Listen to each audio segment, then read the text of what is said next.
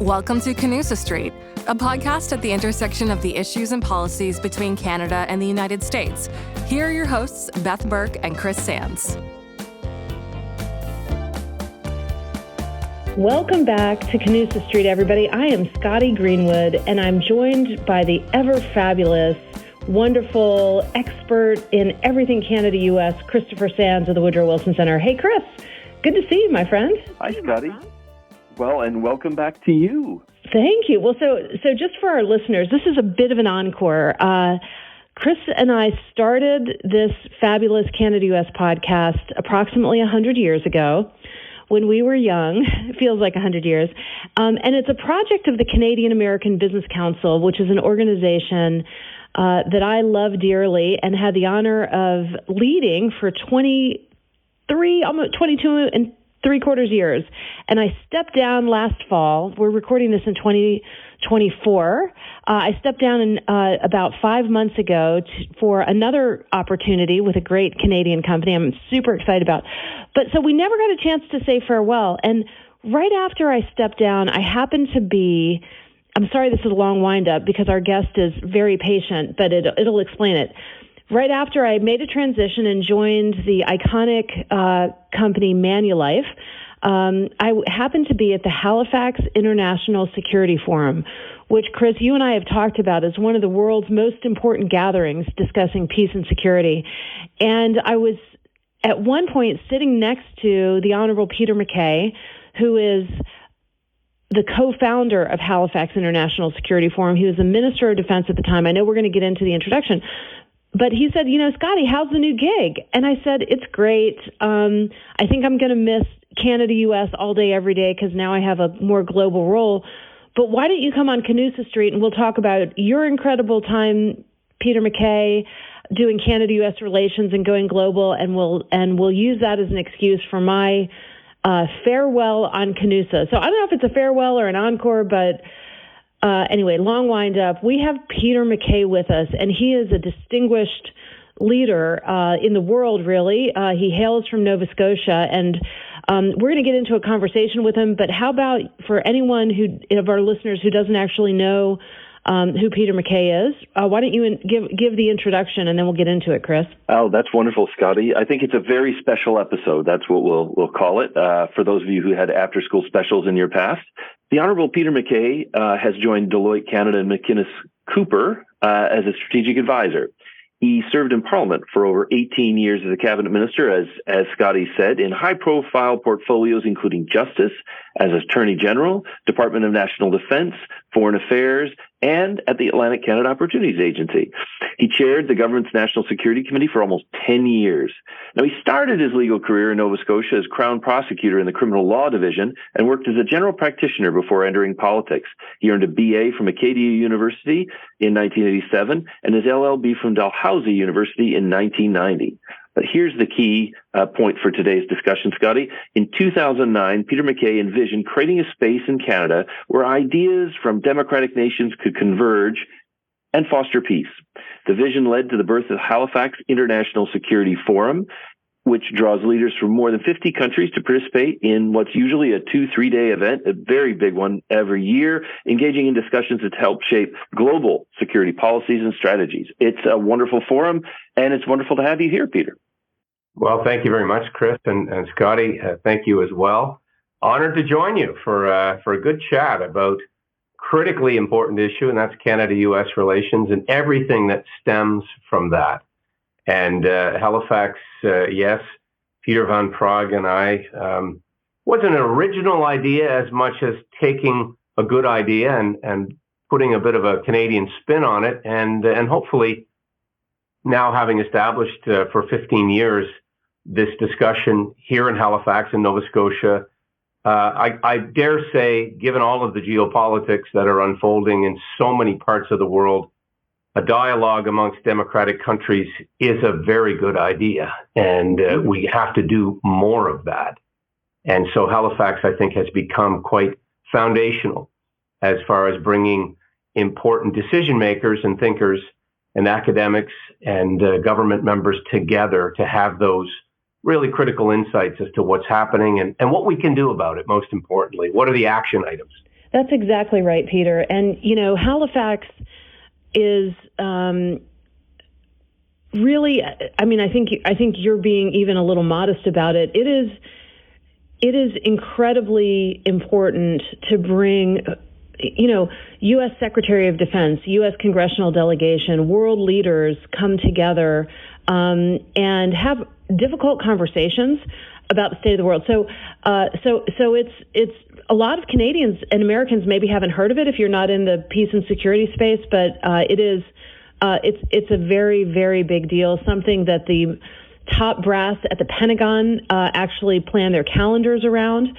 And so, we're recording in February 2024, and it is tomorrow is the second anniversary of the Russian latest invasion of Ukraine and the war there. And Peter, maybe we could start there, because that is, we've talked about it on Canusa Street before. We've had Peter Van Prague here talking about that invasion. In fact,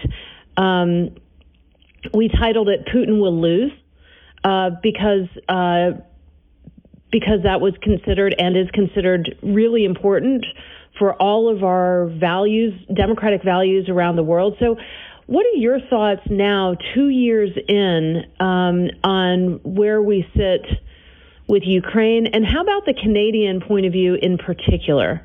Yeah, let me pick up on what Peter Van Prague said. And Peter has been to Ukraine recently. I've been there a number of times, but not so recently. And so Peter has a very important perspective on this, and a long-standing one. Putin must lose and will lose, but the quicker the better. And so what I would say, and I'll begin with this and then maybe unpack it a little, is that the West has to step up. They have, but quite frankly, there's a bit of an inflection point right now. We really need to get them the necessary munitions, air cover, and hopefully fighter aircraft. That's been a long time coming. And, it's not that countries have been hesitant. I think many countries, Canada, the U.S., importantly, and many of our NATO allies have been coming to the aid of Ukraine.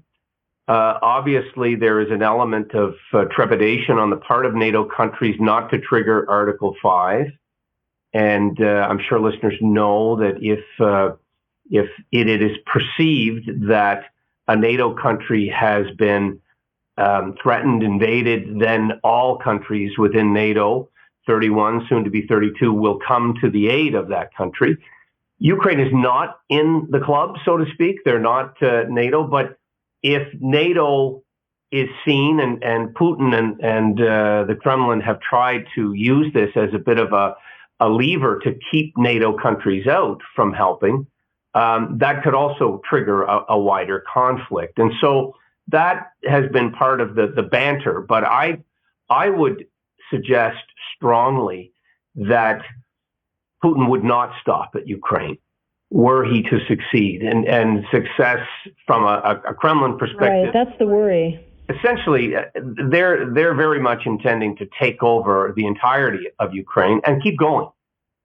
Yeah. And so let's be clear-eyed about that. There is no question that Putin, in some twisted, demented part of his mind, thinks that he can recreate the Soviet Union, and that he wants to right old wrongs and bring about retribution on perceived slights, perhaps, and treatment of the Russians in the past. None of that matters in the current context. Russia has illegally, unilaterally invaded a sovereign country, breaking just about every international convention, and quite frankly, upending the entire international global peace and security that has existed essentially since the end of the Second World War.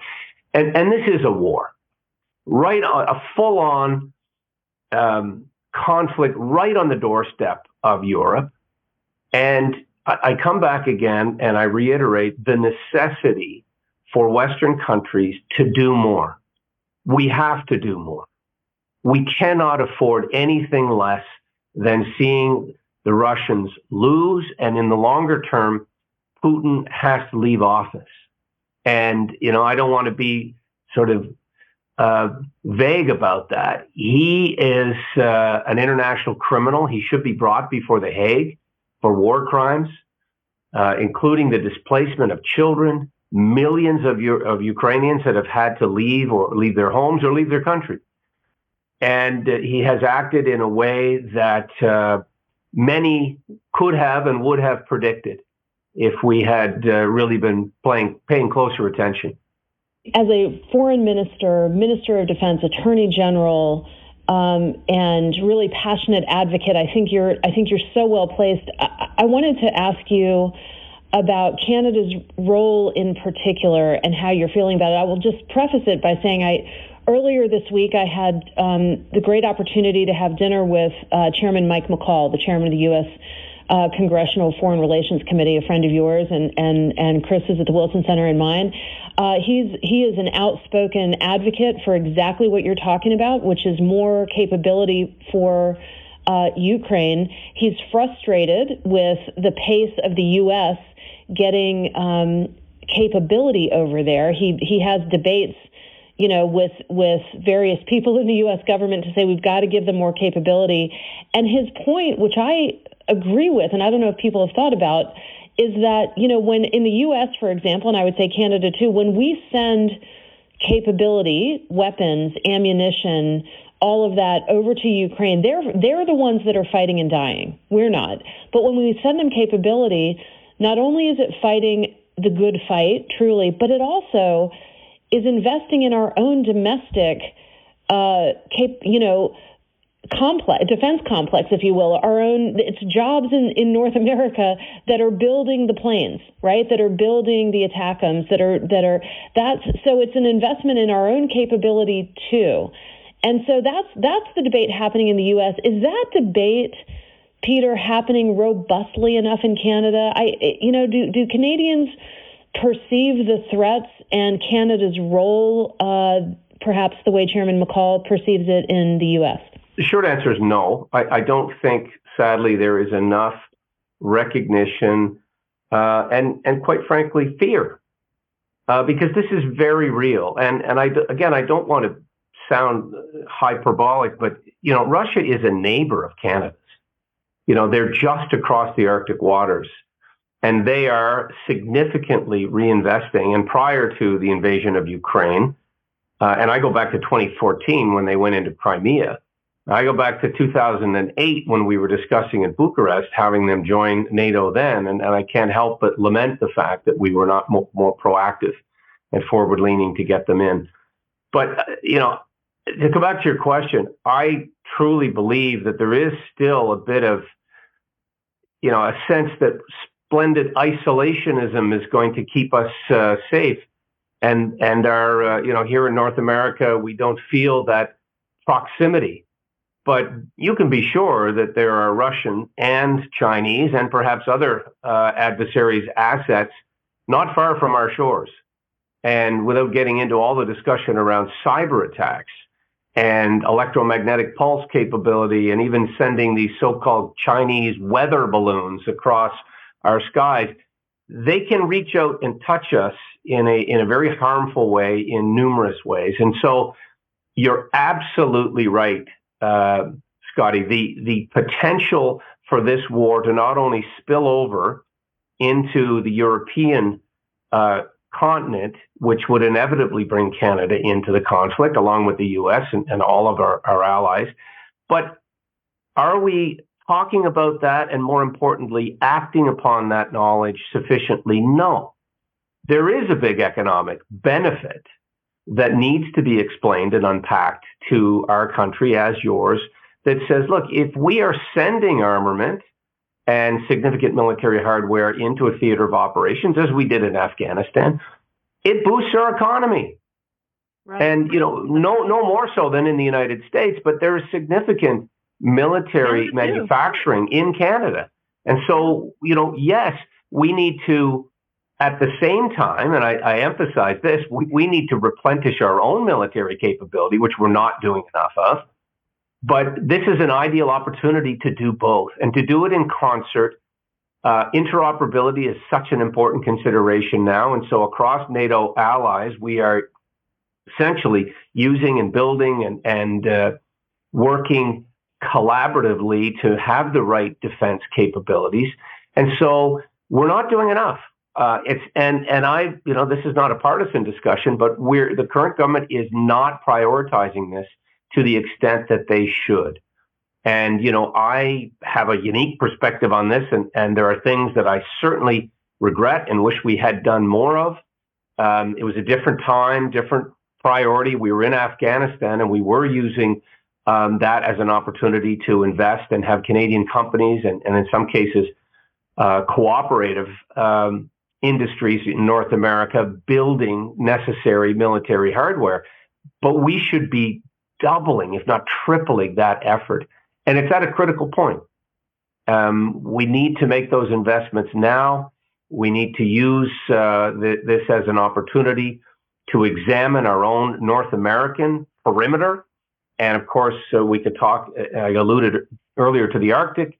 That is a vulnerability point that NORAD is quite concerned with. And NORAD modernization is also a big part of this equation. I wanted to jump in on that point because I think during the Cold War, going all the way back, not all of our listeners will remember it very well, but there was a period when we relied on a nuclear umbrella to make up for the shortfall in manpower and other things that we had. The Soviets just had numbers, but we had nuclear weapons, and that was the equalizer. But what's amazing to me about Ukraine now and some of the conflicts we're seeing is defense innovation really goes across a range of things.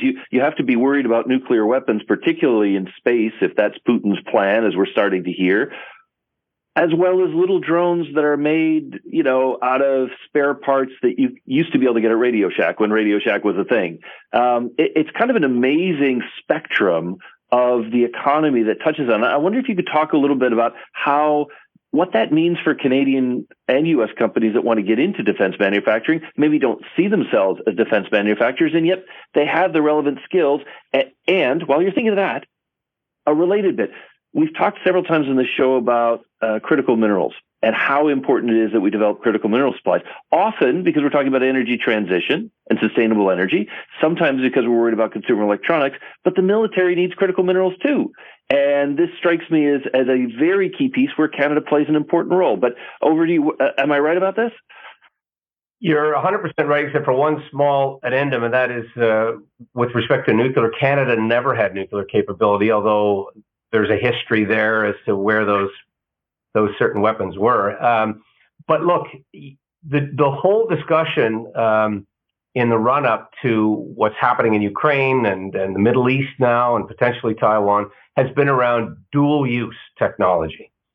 And that is, there's a domestic application, but yes, there's a military application. And the military have, for decades, always been at the forefront of new capabilities. I mean, the internet, what we're doing here today for communications, satellites, it's critically important that we continue to cooperate, not only Canada, US, and of course our economies are so tightly intertwined, NAFTA, now USMCA, trade agreements, the military and security establishment that exists and our decades, century-long cooperation going back to 1812, that little dust up. But since then, we've been on the same side of the battlefield.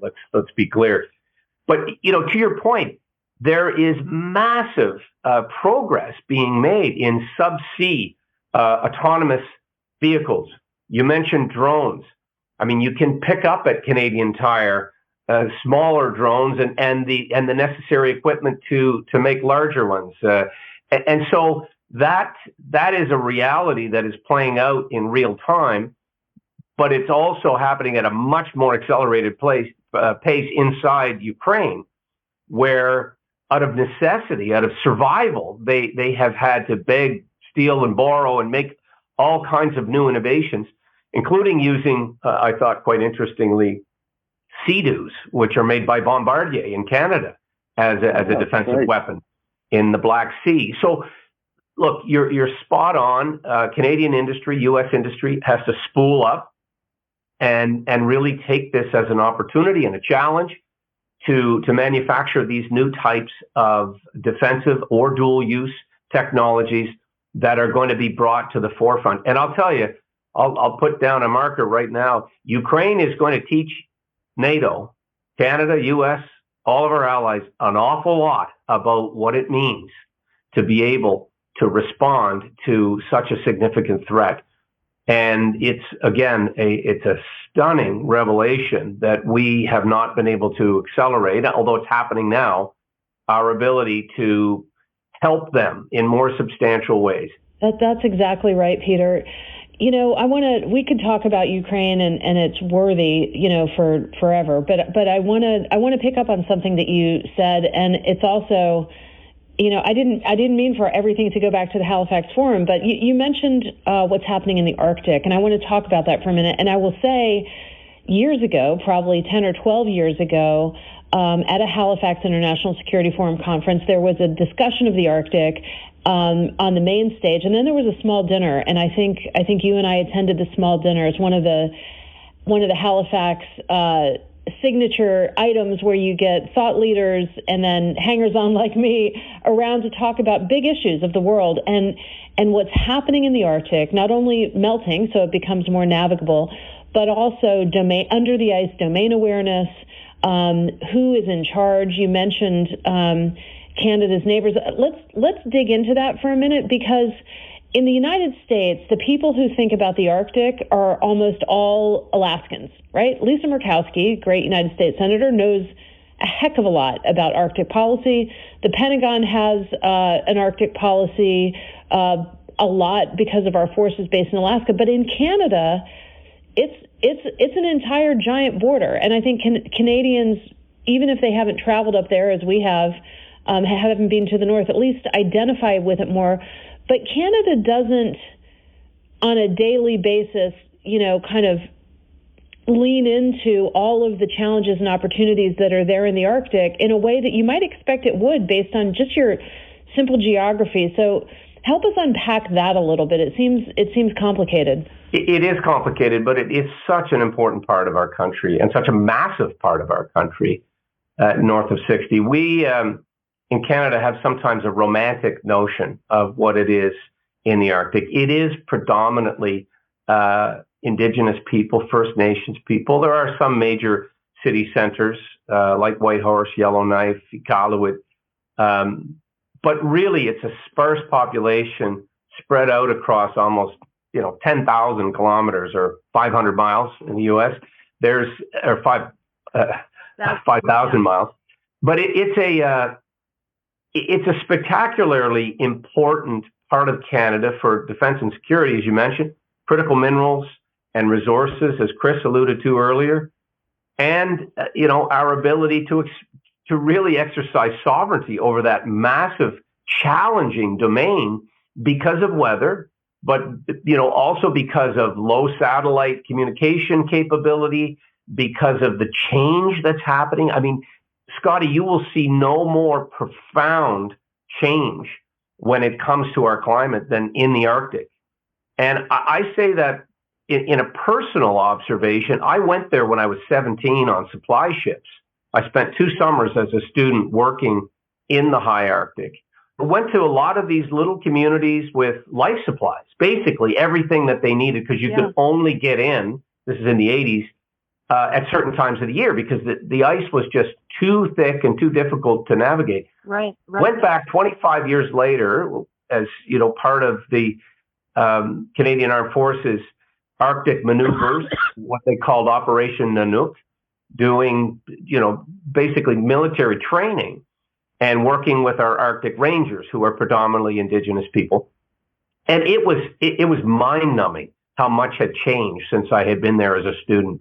Waters were open. The tundra had blossomed and changed. The permafrost, in many cases, had left. And so that is a reality that we have to deal with. We also need infrastructure there in order to be able to service the needs. We need deep water refueling capabilities. We need to be able to service ships at the ports. God forbid that there was ever a spill or some sort of a disaster there. Search and rescue is a big part of the necessity for Canada to exercise their sovereignty, and also keep an eye on things, observation. There was something called the dew line years ago, but it's antiquated equipment now, and that's why what they talk of NORAD modernization really is a replacement with satellites, interoperable, interconnected observation systems. That is what really is going to require a lot of attention and a lot of investment. So yes, and this has been a long-standing discussion to come back to Halifax. I remember Chuck Hagel, the Secretary of Defense, making public for the first time, you may have been there, the Arctic strategy of the United States of America in Halifax. I mean, I can't talk about Halifax without mentioning John McCain and his affection and affinity for not just that forum, but for Canada and his recognition of the close national, binational relationship and the congressional delegation, people currently like Dan Sullivan, who's been critical, but at the same time is doing so in a way that's meant to be constructive. And, the last thing I'll say is that when Sarah Palin said, you got to beware of the Russians, I come from Alaska, I can see them from here. She was not being literal, but, the point is there is a proximity and a threat vulnerability discussion that has to be had if we're going to be realistic about protecting the interests of the entirety of North America. Well, Peter, just before I pivot to Chris on Arctic, the other place that you didn't mention, and it's in many ways the gateway to the Arctic, is also in the news this week, and that's Churchill, Manitoba. It sits on the western shore of the Hudson Bay. It's considered subarctic. It's the polar bear capital of the world. It's also where belugas come to give birth in the summer. It's an absolutely magical place. And when you talk about infrastructure and servicing the north, the government of Manitoba and Canada just announced investment in the railroad that goes up there. I worked on the Hudson Bay Railroad years ago when there was a 200-year flood event, but it seems to me investing in Churchill as a launching pad to help deal with the Arctic. It not only has a deep water port and a grain elevator and a railroad, but it also has a massive runway. So you can land, that's already built. So you can land airplanes, you can bring in ships in the summer, you can bring in, whatever you need on the railway. So anyway, just a little plug for Churchill because it's in the news again this week and it's key. It's a great point, Scotty. And I wrote an article about that a couple of years ago, outlining just what you've said, the need to recapitalize that infrastructure, because a lot of it is there, but it really needs to be upgraded and connected, and there needs to be navigational buoys, et cetera, put in place to enable, to really unlock the potential of the Port of Churchill. But really, I'm delighted to see that is happening now, but we need a sustained effort, and we need to, recapitalize that railroad, the road itself. Right. It's going to require a lot of maintenance because it's an area that does get hit in the winter with harsh weather. But it's such an important link to the Arctic, as are the two entry points, east and west on our coastlines. That's exactly right. We're going to take a little bit of a break here in a second, and when we come back, we're going to continue traveling around the world. We haven't talked yet about the war in Gaza, and we haven't gone across the Pacific either. So we'll take a break and we'll come back. But one last point about the Arctic I wanted to mention, and it ties to what we'll talk about next, is when you mentioned Chuck Hagel at Halifax. He was the Secretary of Defense. He comes to Halifax with the congressional delegation, Senator Jeanne Shaheen, Senator Tim Kaine, the great John McCain, as you say, and he chose it to debut the Pentagon's Arctic policy. And I was sitting next to a group of Israeli business leaders and politicians, and they said, "You think defense is about the North Pole? What is wrong with the U.S. and Canada?" It was really funny. It's quite important, but the perspective, if you're sitting in Israel, or if you're sitting in Ukraine, or if you're sitting across in the South China Sea, totally different. So when we come back, we'll get into all of that right after this. What did Prime Minister William Lyon Mackenzie King and President Woodrow Wilson have in common? Yes, they both led their countries during wartime, but they were also the only leaders of their countries to hold a PhD. At the Wilson Center's Canada Institute, we follow these academic civil servants to bring the public the best nonpartisan research and analysis. We're the only think tank in DC focused on this vital relationship. So in addition to the great repartee you get to hear on Canusa Street, head over to wilsoncenter.org to check out the Canada Institute's work and events. Welcome back to Canusa Street, everybody. I'm Chris Sands, and I'm here with Scotty Greenwood. Blast from the past, but also come back for a very special episode here of Canusa Street with Peter McKay, the founder of the Halifax International Security Forum. Chris. Sorry, that's the only thing. You and Peter McKay is the dream team. So I'm happy to be back. Well, I don't know if I'm in the same league as Peter McKay, but I'm very happy to be in the same league in your affection, Scotty. Peter, I wanted to ask you a little bit about the Indo-Pacific. And we published a paper at the Canada Institute earlier this year talking about how in many ways the Indo-Pacific and the Arctic are very linked. And with Russia and China in a no-limits partnership and the Belt and Road in some places getting stalled, China is increasingly seeing the North Sea route over the top of Russia as a strategic advantage. And yet the Indo-Pacific is an area where the U.S. seems to be building strategic alliances in big ways, and Canada is not at the table. So could you talk a little bit about the Indo-Pacific, what Canada could bring to that conversation, and what you think is holding back our Indo-Pacific allies from really bringing Canada in? Yeah, I mean, that is a complex question because there's no reason why Canada shouldn't be playing more of a prominent role, given our history there. Canada was in China, had political ties, connective tissue in the region, arguably even before the United States, and was at the table certainly for the Trans-Pacific Partnership and that, how that has unrolled. We also, to I think our detriment, have not been thus far invited to join AUKUS. Which is a security alliance with Australia and the UK, and has important implications for our country's interests and defense in the region. We also have close ties to Taiwan. I was in Taiwan last year, Chris, for an important defense and security forum. I was shocked, frankly, at how sort of resolute they are and how they feel that there is an imminent invasion coming. They've accepted that. They're preparing for it. There is important, of course, economic ties with semiconductors and the impact that will have throughout all of North America and the world were that invasion to happen. And we also know, frankly, just given the horrific cost to humanity that we're seeing in Ukraine, what it would mean. An island invasion of Taiwan would be ugly in the extreme and bloody, and it would require massive military bombardment of the island because of the proximity with China. And in any way, it's horrific to think of, but it is more, I don't want to say imminent, but more likely now than it was yesterday. It's moving rapidly in that direction, and there is a very insidious desire on the part of China to do what they have accomplished in places like Hong Kong. And so I'm very concerned about it. Answering your question directly, why isn't Canada more engaged, more involved? It's reputational. What do we bring to the table?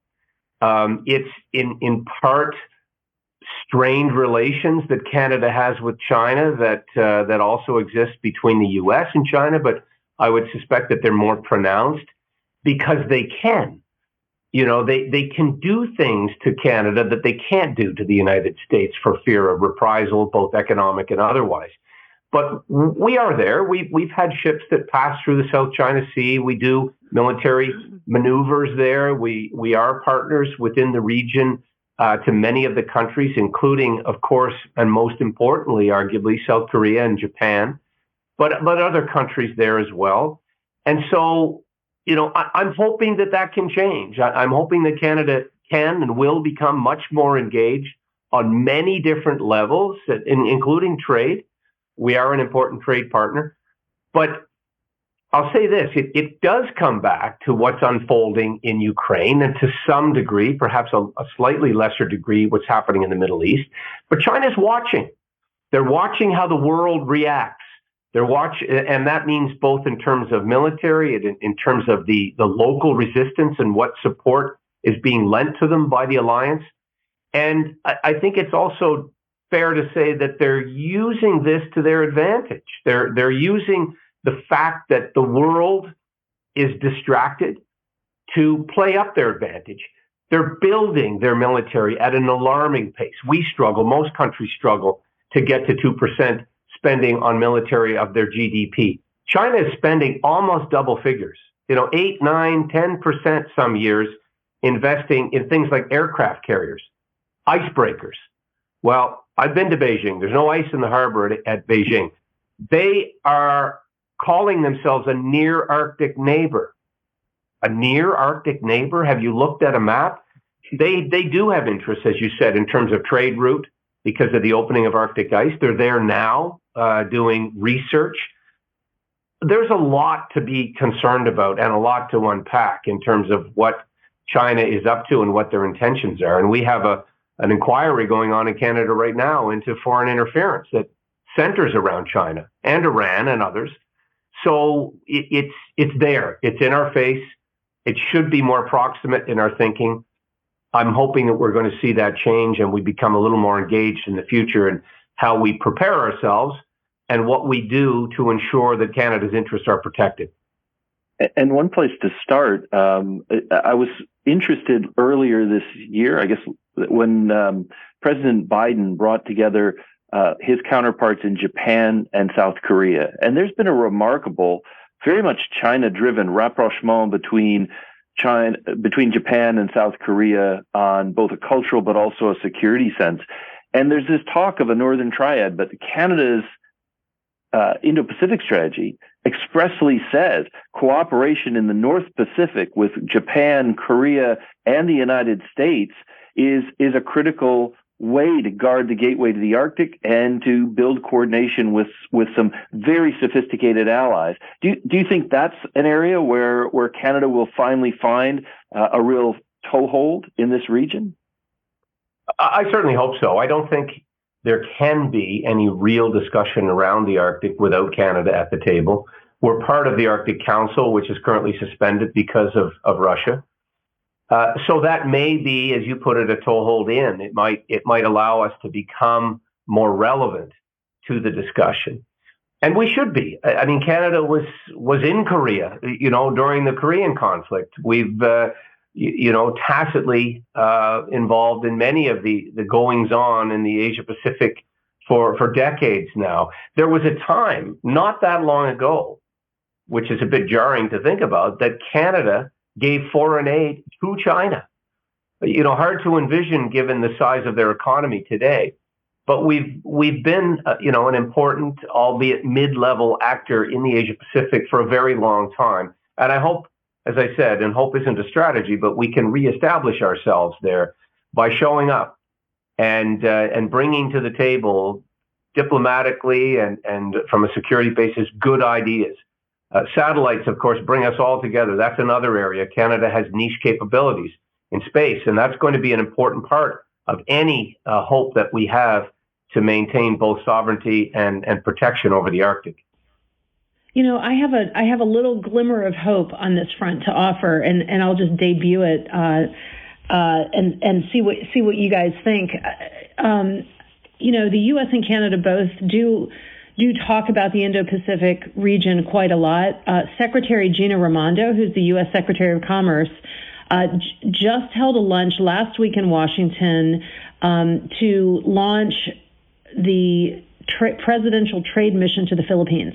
Okay, so she's at the U.S. Chamber of Commerce, and several companies, including ours, attended. And what was notable, and so it was kind of the pregame, like let's get our acts together before we head over to the Philippines next month. And what was notable about Secretary Raimondo's leadership here is she brought the chairman of U.S. Indo-Pacific Command, Admiral John Aquilino from Hawaii, into this meeting. So the U.S., when it does a trade mission, brings admirals and generals. and what one of the generals there said was, you know what, I'll take a trade agreement as much as an aircraft carrier for our needs. And so when you so put that to the side for 1 second. On the other side, Minister Mary Ng, I think, is doing 5 trade missions to Indo-Pacific this year. And again, we're going to participate. I'm going to participate in at least 2 of them, maybe 3, Malaysia and Vietnam next month. And the Business Council of Canada is participating. Anyway, so here's the idea I want to debut for both of you, and maybe Chris and Peter, you can react. But if you need both trade agreements and aircraft carriers, the U.S. at the moment, unfortunately, isn't doing any new trade agreements. It's politically challenging to do that. Canada isn't building any aircraft carriers. So if we, back to the Canusa Street theme here, if we act as a unit, Canada and the U.S. together, Canada could lead the way on trade, the U.S. could lead the way on defense capability, and together, we could have a coherent Indo-Pacific strategy if we think about addressing the world's problems together as opposed to one-offs and, sniping at each other and then figuring out the world. What's your? Our listeners can't see this, but we are on Zoom and we can see over your shoulder, Peter. I think you might be at a home office, but you've got all kinds of Maple Leafs flags behind you, but you've also got an American flag. So I just feel like this is the right question to pose to you and to Chris. So Canada on trade, U.S. on military, and together maybe we can make a difference. What do you think? I think it would make a difference, and I think, as you put it, a coherent, collaborative approach is what's needed, given, as we've talked about already a little bit, the complexity and the lengthy history, and quite frankly, Chinese aggression and ambition in the region. There are also other actors there that we need to, I believe, engage with more. India, importantly, is a Commonwealth country, a country that also has enormous trade potential that we've seen some countries try to pivot to. Canada is in a bit of a penalty box right now over problems that we've had and accusations that have been made, but I won't go there. But I think the idea of having joint or multilateral trade missions is a good one. We haven't really capitalized on the trade potential there to the extent that we could. The world needs food. The world needs energy. That region in particular. We have that in spades in North America, although Canada has been very, unfortunately, behind the ball and losing ground in that space.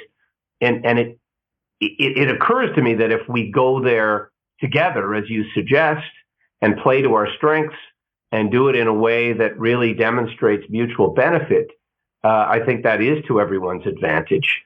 And so whether it will happen, that very much remains to be seen. Canada and U.S. have been so successful in terms of our economic ties, our security ties, that we have a really strong platform to work from. But doing it in unison in another country, in another region, isn't something that we have been very successful at in the past. When it comes to working around, environment, energy, the security pieces there, trade between our nations and Mexico included, that has worked out spectacularly well. It takes it to a whole new level, as you know, Scotty, to sort of take that building block, if you will, and transport it to another region. But it certainly is worth trying, and it's worth exploring. If you get the right people in the right posts, it could happen. And frankly, out of necessity, I think we may find ourselves there with some of the choppy waters that we see on the horizon in terms of recession and the economy. Peter, I want to build on that a little bit, because I think you earlier on talked about Canada's role in very much 2 ways. One on the strategic side, the defense side, but the other on the economic side. And going back to that period after World War II, when really much of the world was on its knees, it had been just such a tremendous conflict.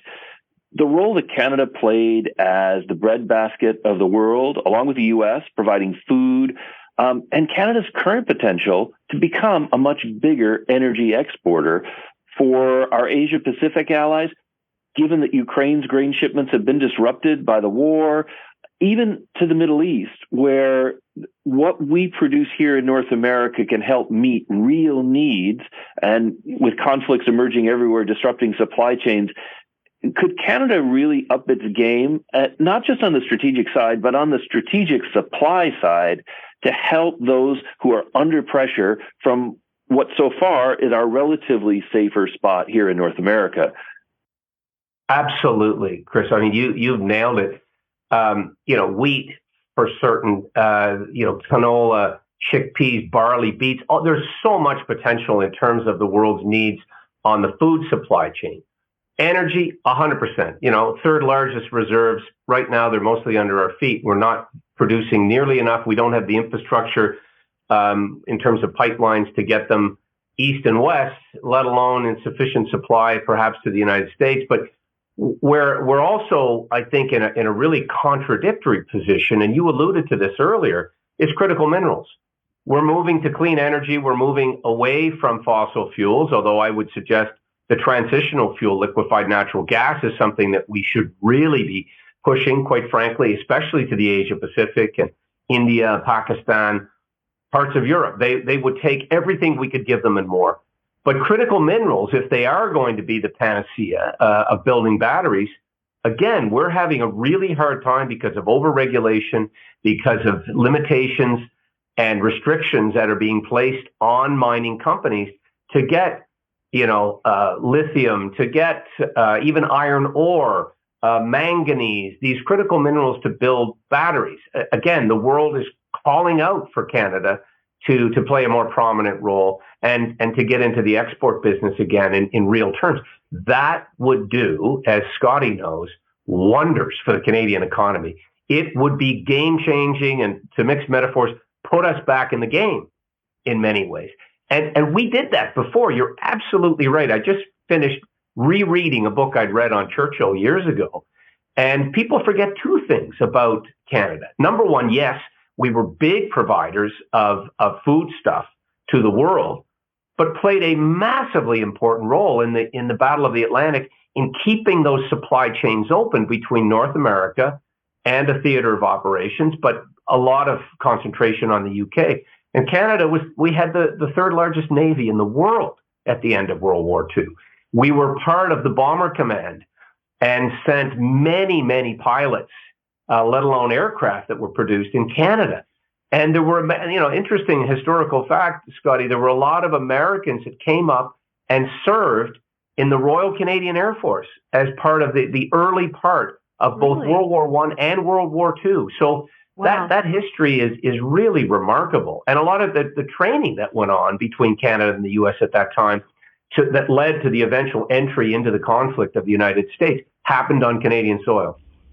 There's something really special about that. And I was thinking, back, we're full circle now, back you think about Ukraine and, will we send F-16s? When will we send that kind of capability? And one of the things we could do in the meantime, while the U.S. is debating, when to send the aircraft, we could be training pilots. And, there's a wonderful Canadian company I'm familiar with. They're top aces based in Montreal. They're former fighter pilots from Canada who now train NATO allies, Canadian forces, U.S. forces, and Germany, et cetera, on F-35, on F-16, on all of that. And so Canada could be training pilots right now for the eventual Ukrainian pilots for the eventuality of we're going to send over those kinds of weapons so that finally Ukraine can prevail in this war. I think that would be great. Let me just, we're coming to the end of our time here, but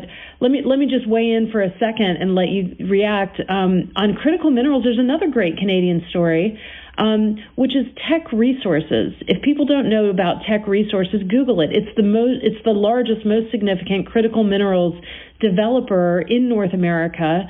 And they have the Red Dog mine in Alaska.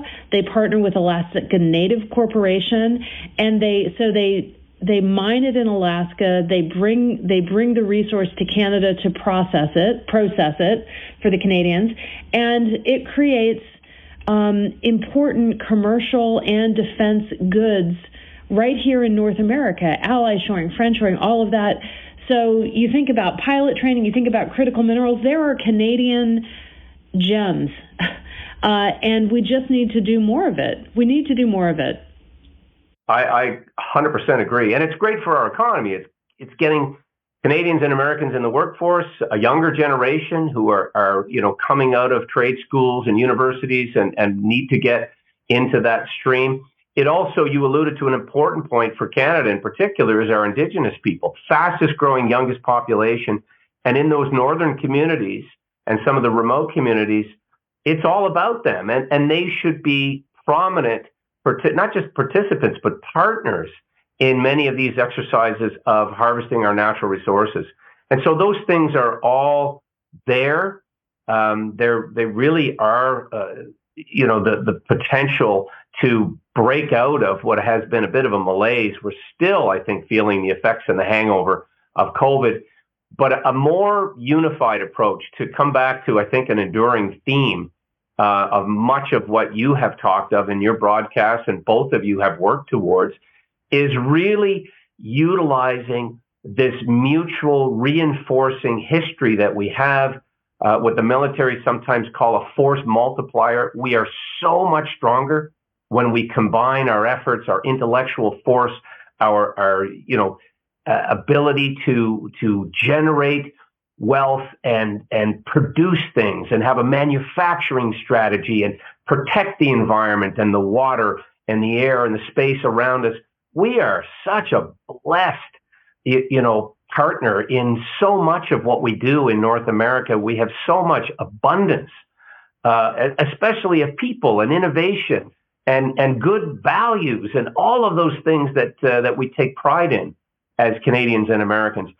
But we really need to continue the historic trend of working towards those mutual benefits. And, that has to be, and, I've spoken to people like Brian Mulroney, who worked so closely first with Ronald Reagan and then with George Bush Sr.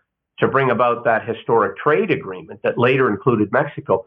But I remember Mr. Mulroney saying, that the second most important job, and the first being, of course, the protection and promotion of Canada's interests and people, the second most important file on the Prime Minister's desk is that of Canada-U.S. relations. And that is as true today as it was going back 20, 30, 50, 100 years. It is so important in North America that we are joined at the hip.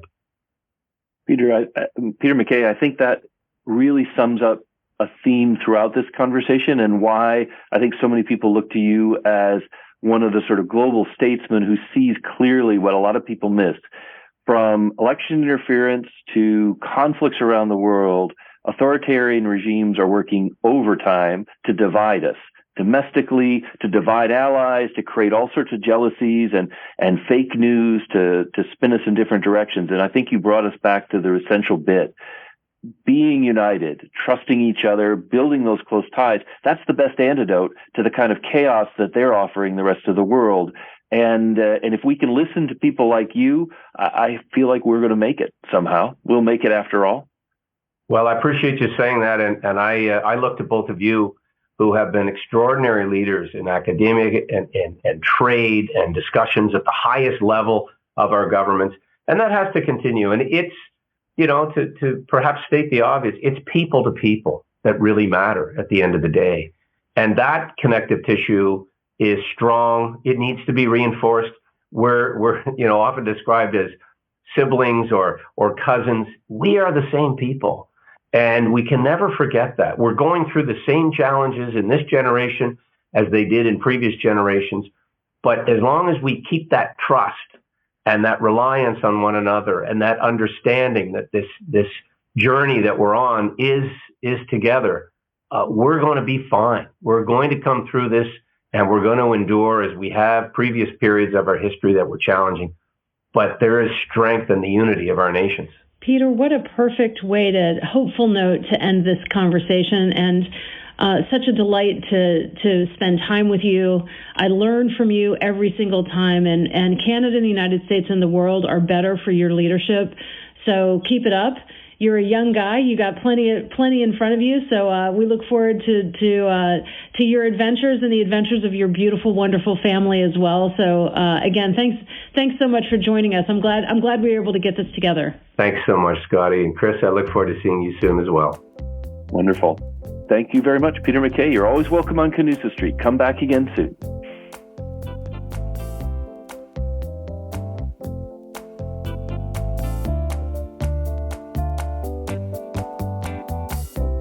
Well, Chris, thanks for having me back. It's great to get the band back together here on Canusa Street. I've missed it in my adventures outside of North America, but a great conversation, truly, right around the world with the Honorable Peter McKay. He's an extraordinary leader, honestly. He is amazing, and the way in which he pulls together all of the threads was really impressive. But in a way, it was interesting because, we talked about him and we talked about Peter Van Praag, his partner in the Halifax Security Forum's founding. We talked about you. We talked about Beth Burke. This was a coming together of great people, but also a signal that there is continuity and that you're always welcome back on Canusa Street. Beth and I will do our best to keep things going, and hopefully we'll have Peter McKay and Peter Van Praag back to talk about these global issues. It's always relevant, and it's always great to have you back. Thank you so much. And we did miss Beth Burke. It's February. She lives in Wisconsin, and she quite rightly, I think, is somewhere much warmer this week. So I was happy to come back in for one last hurrah. And maybe it's not the last hurrah, Chris. I'll come back anytime you want. Maybe when I get back from Indo-Pacific, we can bring Minister Mary Ng back, Secretary Gina Raimondo, and talk about how Canada and the United States are playing a critical role in that part of the world as well. And that part of the world plays a critical role in what we do. From Canusa Street to the world, my friend. Canusa Street to the world, yes. We have our local news, but really, Canusa Street on either end connects to a wider world. And so it's great to have you. It was great to have Peter McKay, and we'll see you again soon, I hope. See you soon. Thanks, Chris.